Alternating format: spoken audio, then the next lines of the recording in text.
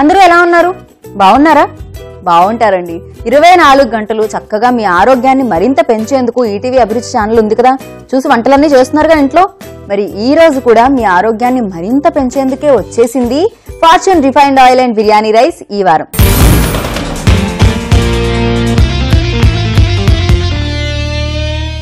మీకు తెలుసు ఈ వారంలో ఈ రోజు నేను స్పెషల్ గా కోడిగుడ్డుతో చేస్తాను అని.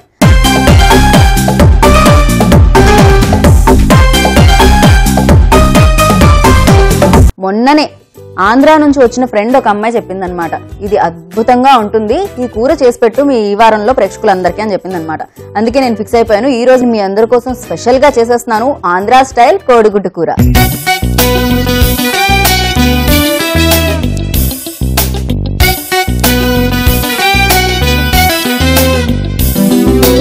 మరి ఆంధ్ర స్టైల్ కోడిగుడ్డు కూరను తయారు చేసేద్దామా? ముందుగా ఏం చేద్దామంటే ఫస్ట్ మీ అందరికీ తెలిసిందే, స్టవ్ ఆన్ చేసుకోవాలి. స్టవ్ వెలిగించి దాని మీద ఒక ఇలా మన దోశల పెనం పెట్టుకొని, ఏదైనా పర్వాలేదు, ఏం లేదు, దీంట్లో కాస్త నేను జీలకర్ర అలాగే ఈ ధనియాల్ని వేడి చేయబోతున్నాను అనమాట, కాస్త వేయించబోతున్నాను. ముందుగా కొద్దిగా జీలకర్ర ఒక 2 స్పూన్లు అనుకోండి ఉజ్జాయింపుగా, ఇంకో 2 స్పూన్లు ధనియాలు. ముందుగా వీటిని ఇలానే మనం దీంట్లో నూనె కానీ నెయ్యి కానీ ఏది వేయకుండా డ్రైగా వేయించుకోవాలి. ఇది ఆంధ్రాలో చాలా ఫేమస్ కర్రీ అనమాట. ఈ కోడిగుడ్డు అనగానే వాళ్ళకి గుర్తొచ్చే కూర ఇది. నాకు తెలిసి వారంలో 2-3 రోజులైనా చేస్తారేమో ఈ కోడిగుడ్డుతో. ఇది మరీ మాడిపోకుండా వేయించుకోవాలి. అయితే ఇప్పుడు ఇందులోనే నేను కొద్దిగా గసగసాలు కూడా వేస్తున్నాను.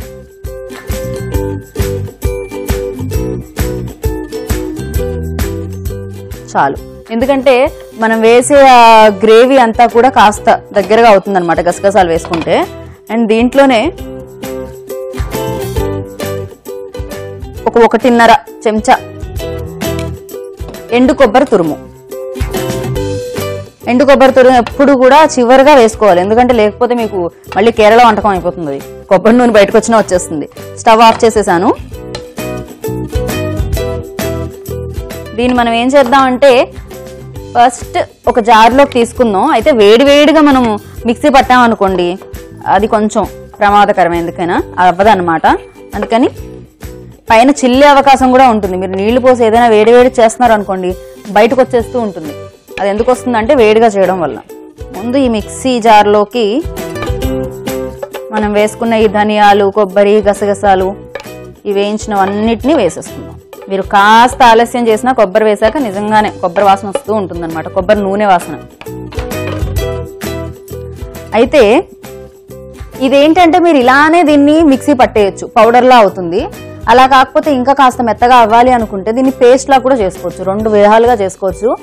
దీంట్లో కొద్దిగా మనం నీళ్లు పోసుకుందాం. ఇప్పుడు నీళ్లు పోసేసాం కాబట్టి అది చల్లగా అయి ఉంటుంది. దీన్ని మనం మిక్సీ పట్టేసుకుందాం.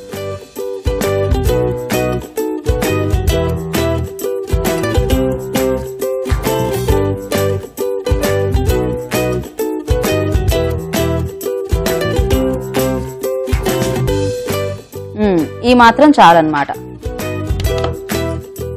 ఇప్పుడు దీన్ని మనం కాసేపు పక్కకు పెట్టేసుకుందాం.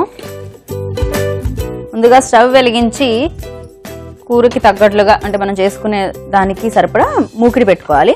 దీంట్లో మనం మన ఫార్చ్యూన్ రిఫైన్డ్ ఆయిల్ వాడేస్తున్నాం అనమాట. ఎంత కావాలో చూసుకొని అంత వేసుకుందాం. ఒక 4-5 స్పూన్లు అయితే సరిపోతుంది. ఇది కొద్దిగా హీట్ అవ్వాలి. అయితే ఈలోపు మనం ఈ స్టవ్ కూడా వెలిగించి కోడిగుడ్లను వేయించుకుందాం. దానికోసం మరొక బాండి స్టవ్ మీద పెట్టేసుకుందాం. ఇందులో కూడా కొద్దిగా ఆయిల్ వేద్దాం.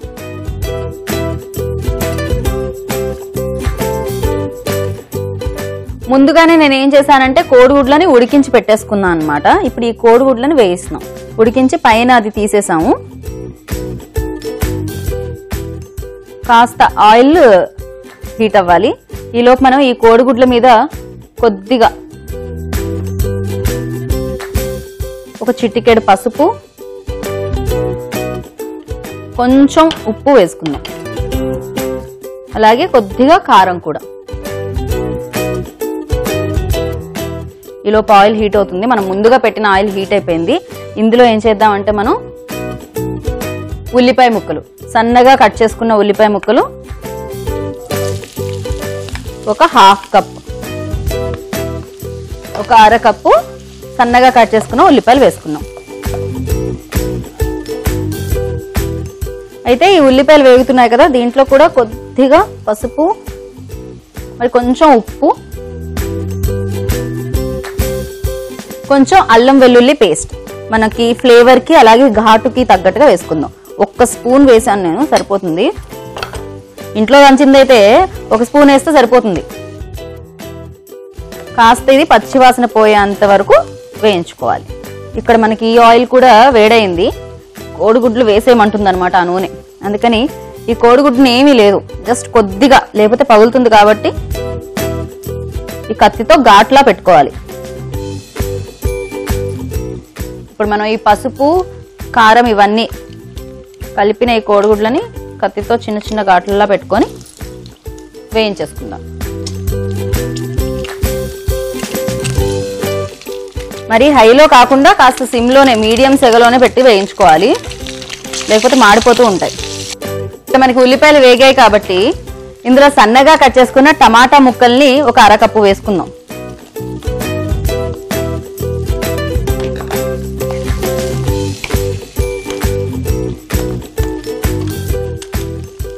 ఇప్పుడు మనం ముందుగానే చేసి పెట్టేసుకున్నాం కదా పేస్ట్, మసాలా పేస్ట్, అంటే ధనియాలు, జీలకర్ర, గసగసాలు వేసి చక్కగా పేస్ట్లా చేసి పెట్టుకున్నాం. ఈ పేస్ట్ని మనం ఇంత వేసేద్దాం.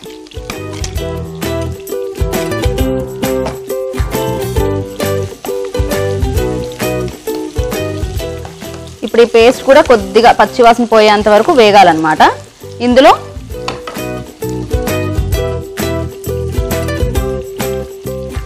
సరిపడా కారం, తగ్గట్లుగా ఉప్పు, టేస్ట్కి తగ్గట్టు కొంచెం పసుపు వేద్దాం. ఇది ఇలా మనకి అయిపోతుంది అనుకున్న టైంలోనే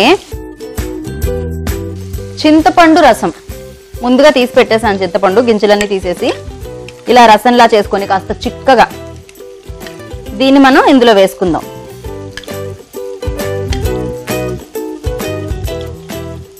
ఒక పావు కప్ అనుకోండి.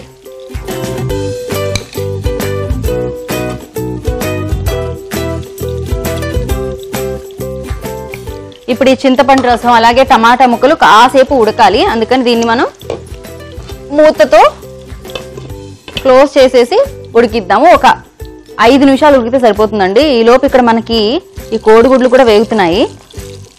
నెమ్మదిగా వీటిని వేయించుకోవాలన్నమాట. ఇప్పుడు మనం అలా కత్తితో ఘాట్లు పెట్టడం వల్ల ఎప్పుడైతే ఈ మసాలాలో వేస్తామో అప్పుడు కూడా లోపలికి కూడా వెళుతుంది అనమాట ఆ ఉప్పు కారం అంతా కూడా. కోడిగుడ్లు కూడా వేగిపోయాయి. ఇప్పుడు స్టవ్ ఆపేసి మనం ఏం చేద్దామంటే ఈ పక్క మూకిట్లోకి దీన్ని షిఫ్ట్ చేసేద్దాం. అంటే ఇందులోంచి ఇందులోకి వేసేసుకుందాం, ఈ గ్రేవీలోకి.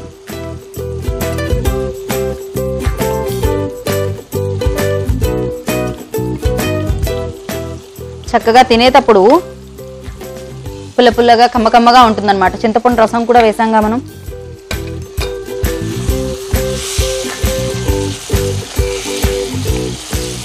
ఇప్పుడు కాసేపు ఈ కూరలో ఈ కోడిగుడ్లు ఉడకాలన్నమాట. అందుకే ఒక 2 నిమిషాలు దీన్ని కాస్త కొత్తిమీర వేసేసి మూత పెట్టేస్తున్నాను నేను. ఒక 2 నిమిషాలు వెయిట్ చేద్దాం. ఇప్పుడు ఈ మూత తీసి గుమగుమల్ని ఆస్వాదిద్దాం కాసేపు. ఆస్వాదించడం అయిపోయింది. ఇప్పుడు మనం స్టవ్ ఆఫ్ చేసేసుకొని దీన్ని మనం ఒక బౌల్లోకి తీసేసుకోవచ్చు అన్నమాట.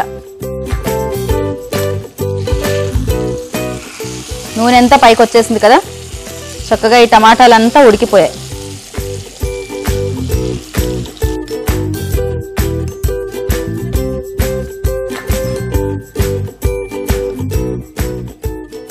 ఘుమఘుమలాడుతున్న ఈ ఆంధ్ర స్టైల్ కోడిగుడ్ల కూర రెడీ అయిపోయింది అనమాట.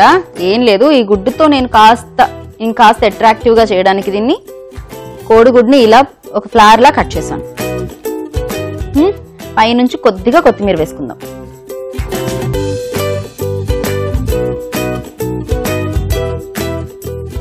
గుమగుమలాడే ఆంధ్ర స్టైల్ కోడిగుడ్ల కూర రెడీ అయిపోయింది. ఈ గుమగుమలాడే ఆంధ్ర స్టైల్ కోడిగుడ్డు కూరని ఇప్పుడు రుచి చూసేస్తున్నాను నేను.